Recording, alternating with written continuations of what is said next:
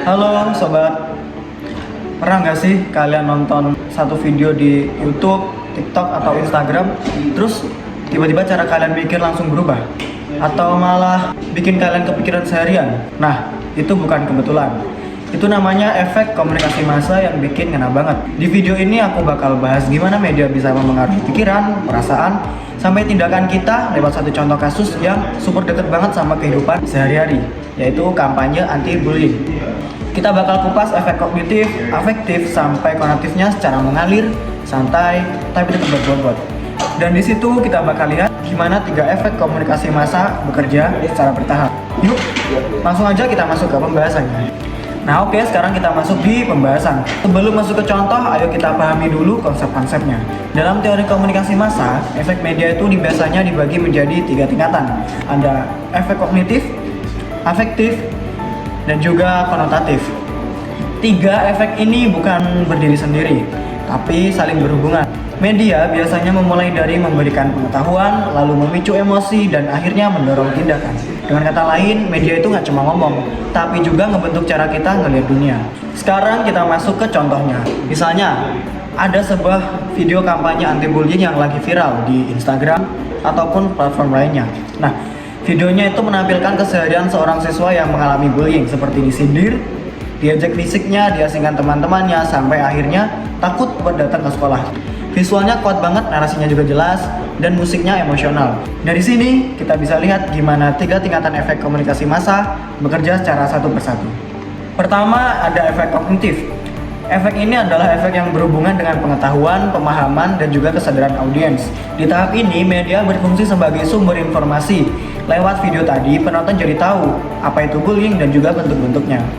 Banyak orang yang awalnya menganggap bullying itu cuma kekerasan fisik, tapi setelah nonton kampanye itu, audiens mulai paham bahwa ejekan verbal, body shaming, memfoto teman diam-diam lalu diposting buat mempermalukan, atau ngejauhin seorang dari grup, semua itu juga termasuk kategori bullying. Selain itu, penonton juga memperoleh pengetahuan tentang dampak jangka panjang bullying terhadap mental korban, seperti kecemasan, stres, dan isolasi sosial. Jadi, di tahap kognitif ini, media berhasil mengubah pemahaman dasar penonton dan memperluas cara mereka mendefinisikan sebuah masalah sosial. Setelah pengetahuan terbentuk, kita masuk ke efek yang kedua, yaitu efek afektif. Efek afektif adalah efek yang memengaruhi emosi dan perasaan audiens. Di sini media nggak lagi cuma kasih fakta, tapi mulai ngasih muatan emosional yang membuat penonton merasa terhubung dengan cerita yang ditampilkan. Visual korban yang terlihat sedih, suasana kelas yang mencekam, dan musik yang mendukung, semuanya dirancang untuk membangkitkan perasaan tertentu. Penonton mungkin terasa sedih, kasihan, marah, atau bahkan merasa bersalah kalau mereka pernah ngelakuin hal yang serupa. Efek afektif ini penting banget karena emosi seringkali jadi jembatan untuk membuat pesan media lebih bermakna. Informasi doang tanpa emosi biasanya cepat dilupakan, tapi kalau sudah kena emosi, pesannya lebih mudah tertanam. Setelah penonton tahu dan merasa, barulah muncul efek yang ketiga, yaitu efek konatif. Efek ini adalah efek yang berkaitan dengan tindakan atau perilaku. Ini adalah tingkatan efek yang paling tinggi karena di sini audiens mulai terdorong melakukan sesuatu di dunia nyata. Dengan kata lain, media berhasil mendorong perubahan perilaku. Lewat kampanye anti-bullying tadi, siswa yang nonton mungkin jadi lebih berani melapor ketika melihat kejadian bullying di sekolah.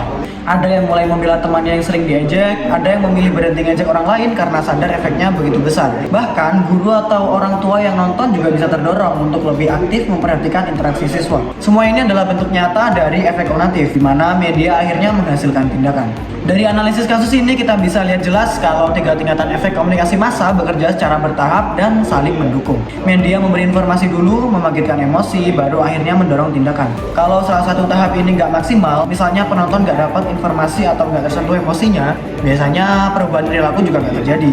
Makanya banyak kampanye sosial memadukan data, storytelling, dan visual yang kuat untuk memastikan bahwa semua tingkatan efek itu muncul.